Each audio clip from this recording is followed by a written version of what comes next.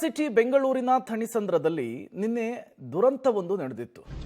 ತಂದೆ ಜೊತೆಗೆ ಹೋಗ್ತಾ ಇದ್ದಂತಹ ಇಬ್ಬರು ಮಕ್ಕಳ ಮೇಲೆ ಖಾಸಗಿ ಶಾಲೆಯ ವಾಹನವೊಂದು ಹರಿದು ಸಾವನ್ನಪ್ಪಿದಂತಹ ಪ್ರಕರಣ.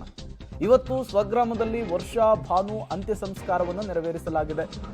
ರಾಯಚೂರು ಜಿಲ್ಲೆಯ ಒಂದಲಿ ಗ್ರಾಮದಲ್ಲಿ ಈ ಅಂತ್ಯ ಸಂಸ್ಕಾರ ನೆರವೇರಿರುವಂಥದ್ದು.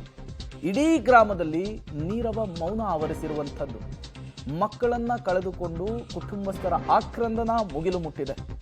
ಬೆಂಗಳೂರಿನಲ್ಲಿ ಸ್ಕೂಲ್ ಬಸ್ ಹರಿದು ಇಬ್ಬರ ಮಕ್ಕಳು ಸಾವನ್ನಪ್ಪಿದಂತಹ ಪ್ರಕರಣ. 2 ವರ್ಷದ ವರ್ಷ, 4 ವರ್ಷದ ಭಾನು. 8 ವರ್ಷದ ನಂತರ ದಂಪತಿಗೆ ಮಕ್ಕಳಾಗಿದ್ವು. ವರ್ಷ ಅಂಥೇಳಿ, ಇನ್ನು ಅಣ್ಣನ ಮಗಳು ಭಾನು ತಾವೇ ಓದಿಸ್ಬೇಕು ಅಂಥೇಳಿ ತಂದಿಟ್ಕೊಂಡಿದ್ರು.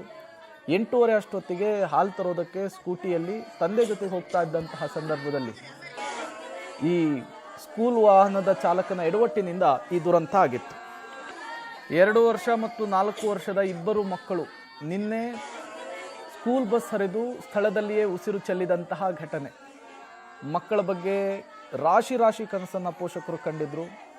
8 ವರ್ಷದ ಬಳಿಕ ಮಗು ಜನಿಸಿದ್ರಿಂದ ಹೆತ್ತೊಡಳು ದೊಡ್ಡ ಮಟ್ಟದಲ್ಲಿ ಕನಸನ್ನು ಕಂಡಿತ್ತು. ಅದೆಲ್ಲದಕ್ಕೂ ಕೂಡ ನಿನ್ನೆ ಈ ಖಾಸಗಿ ಶಾಲೆಯ ವಾಹನದ ಚಾಲಕ ಕನಸನ್ನು ಒಡೆಯುವಂತಹ ಕೆಲಸ ಮಾಡಿದ್ದ. ಕುಟುಂಬಸ್ಥರ ಆಕ್ರಂದನವನ್ನು ನೀವು ಕೂಡ ಗಮನಿಸ್ತಾ ಇದ್ದೀರಿ.